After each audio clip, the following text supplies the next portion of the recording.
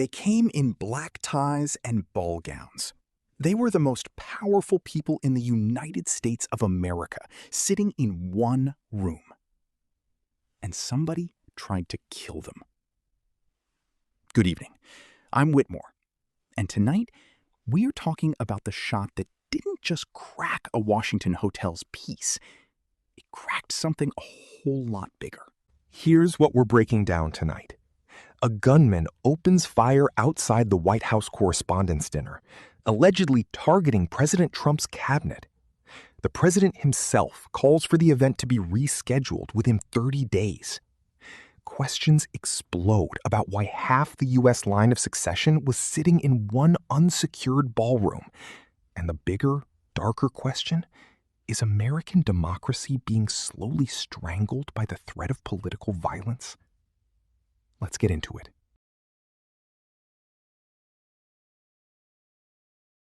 Saturday night, Washington, D.C., the annual White House Correspondents Association dinner, one of the most storied traditions in American political life. The press, the politicians, celebrities, all of them packed into a massive hotel ballroom. And then, gunfire erupted outside. Armed security agents, SWAT teams, they rushed the stage. People in formal wear dove under tables. Vice President J.D. Vance was among the first officials forcibly pulled off stage.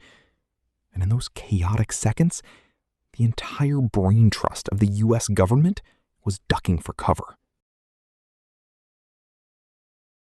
The alleged gunman, identified as Cole Thomas Allen of California, had a room inside the hotel. He bought his weapons legally, and according to Deputy Attorney General Todd Blanche, he was allegedly targeting members of the Trump administration. Blanche said Allen could later face charges for attempting to assassinate the president. If confirmed, this would be the third assassination attempt on Donald Trump in less than 2 years. Let me say that again so it registers. The third in less than 2 years. Now, the Secret Service stopped him before he reached the ballroom. So on paper, this was a successful security operation.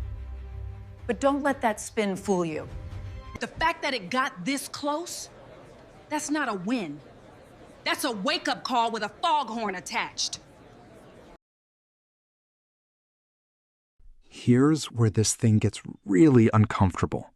And frankly, this part should make every single American stop and think. Texas Republican Rep. Michael McCall put it plainly on CNN Sunday morning. He said, and I'm paraphrasing here, you had the president, the vice president, and the Speaker of the House all seated at the same head table. If an explosive device had gone off, McCall warned, you would have knocked out the first 3 people in the presidential line of succession. Gone in one blast. One blast. Think about that. We are talking about a scenario that would have triggered a constitutional crisis, the likes of which this country has never seen. And nobody, apparently, thought, hey, maybe we shouldn't put all of America's leadership eggs in one very public, very accessible basket. The event had more than 250 tables, 10 guests each, in a subterranean ballroom. Dinner guests didn't even go through metal detectors until they were deep inside the hotel. Meanwhile, hotel patrons and members of the public were mingling in the lobbies and bars just outside the secure perimeter. The alleged shooter had a hotel room on the property. No sugarcoating it. That's a security failure in the making, and somebody's got to own it.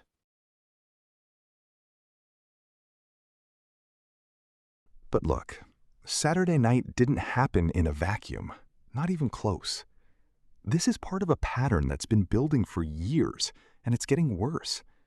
In 2011, Democratic Rep. Gabby Giffords was shot in Arizona. 6 people died. In 2017, Republican Steve Scalise was wounded during a congressional baseball practice. January 6, 2021, Trump's own supporters stormed the U.S. Capitol and beat police officers in one of the darkest days in American political history.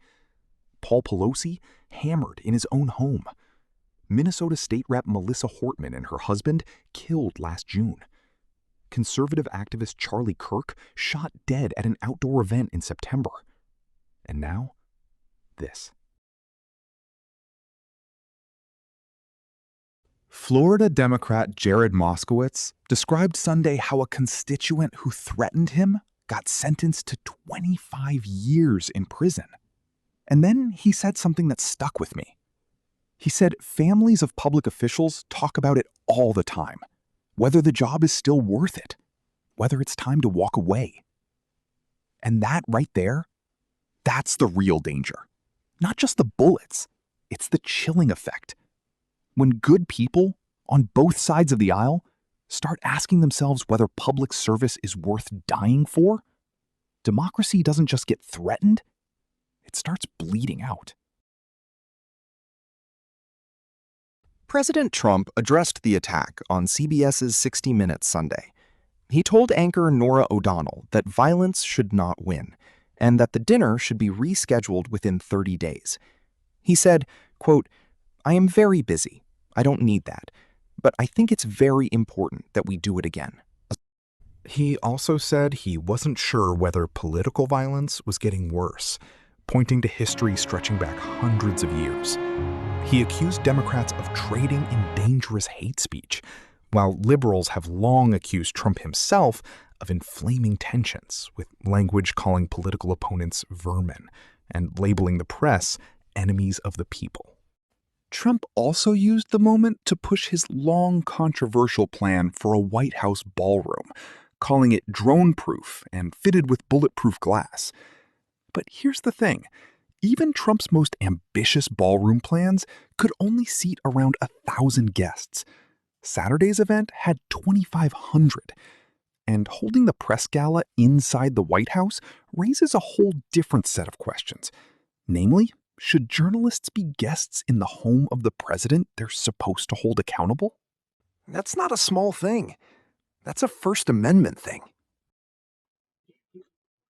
I want to talk to you directly for a second, not as an anchor, just as someone who's watching the same country you are. We covered a lot of ground tonight, but if you strip away all the politics, all the party lines, all the he said, she said, what you are left with is this. People who choose public life are being hunted for it, and the rest of us are watching it happen in real time on our phones between scrolling through memes and checking sports scores. That That normalization, normalization, that's that's the the scariest part of all of scariest this. part Not of the all of gunfire, this. the Not the shrug, gunfire, the shrug. the shrug. So I'm asking you tonight, don't shrug. Talk about it at dinner with your kids, with people who disagree with you, because the moment we all collectively decide this is just how it is now, that's the moment we hand over something we can never get back. This country's been through wars. It's come back from wars.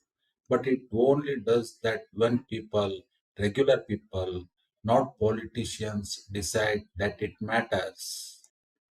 You watching this right now. You matter. Your voice matters. Use it. I will see you next time. Stay informed, stay sharp, and stay safe out there. Thank you.